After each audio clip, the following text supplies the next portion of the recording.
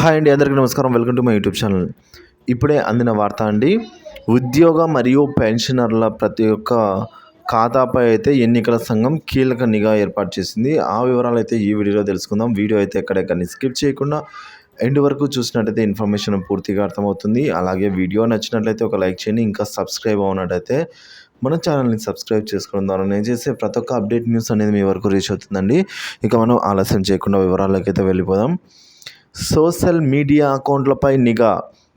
ఈ నేపథ్యంలోనే ఉద్యోగులు మరియు ఉపాధ్యాయుల వ్యక్తిగత సామాజిక మాధ్యమాల ఖాతాలపై ఎన్నికల కమిషన్ నిఘా పెట్టింది. వారు వాడే వాట్సాప్ గ్రూపులు అయితేనేమి, వారు వాడే ఫేస్బుక్ అయితేమి, ఇన్స్టాగ్రామ్ అయితేనేమి, ట్విట్టర్ అయితేమి, ఇలా ఒకటి అని కాదు, ఎన్ని సోషల్ మీడియా ఖాతాలను అయితే ప్రత్యేక బృందాలు పరిశీలిస్తున్నాయండి.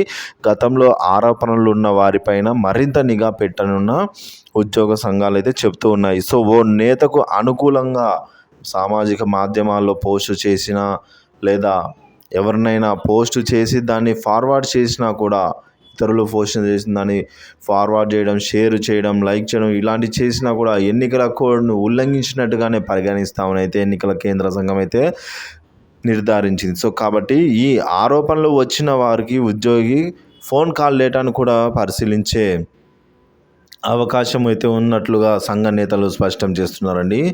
సో ఒక సంఘాన్ని కానీ, ఒక కమిటీని కానీ, ఒక పార్టీని కానీ ప్రభావితం చేసేటట్టు ఉండే పోస్టులను పోస్ట్ చేసిన సోషల్ మీడియాలో కానీ, లేదంటే ఫోన్ కాల్ ద్వారా మాట్లాడినా కూడా ఫోన్ కాల్ డేటాను కూడా, అటువంటి పోస్టులు ఉన్న వారికి ఫోన్ కాల్ డేటాను కూడా అయితే చెక్ చేయనున్నారు. సో అదేవిధంగా ఎవరో పోస్ట్ చేసిన దాన్ని కూడా షేర్ చేయడము, ఫార్వర్డ్ చేయడం ఇలాంటివి ఎన్నికలను ప్రభావితం చేసే ఏ ఒక్క అంశానికి సంబంధించిన ఉద్యోగ పెన్షన్లు, ఉపాధ్యాయులందరినీ కూడా సో కఠినంగా ఈ విధంగా అయితే చర్యలు తీసుకోబడతాయని కేంద్ర ఎన్నికల సంఘం అయితే స్పష్టం చేసింది. సో కాబట్టి అందరూ జాగ్రత్తగా అయితే వహించవలసి అయితే ఉందండి. ఇప్పుడు ఎన్నికల కోడ్ అమల్లో ఉన్నంత వరకు అయితే ఈ నిఘా అయితే కంటిన్యూ అవుతుంది.